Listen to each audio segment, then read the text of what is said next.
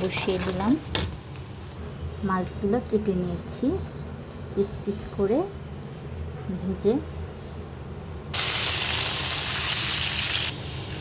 দিয়ে দিব হলুদের গুঁড়ো, মরিচের গুঁড়ো, তারপরে জিরা, ধনিয়া, সব ধরনের মশলা মিক্সড করে দিয়ে দিলাম সরিষা, তারপরে সব ধরনের মশলা মেলানো এখানে, পেঁয়াজ, কাঁচামরিচ, তারপরে 2টা ছাল, এলাচ, একটু সরিষা, এগুলো সব মিলে ব্লেন্ড করে নিয়েছি।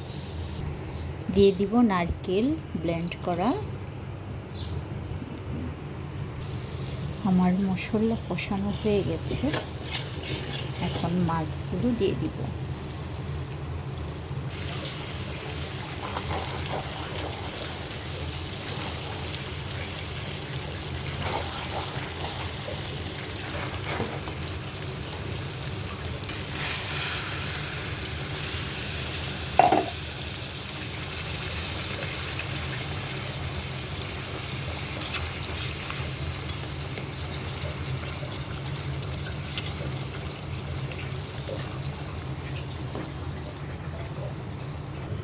দিয়ে দিয়েছি টমেটো,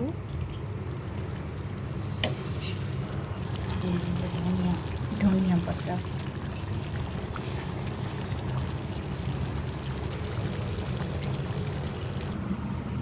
আমার রান্না কমপ্লিট।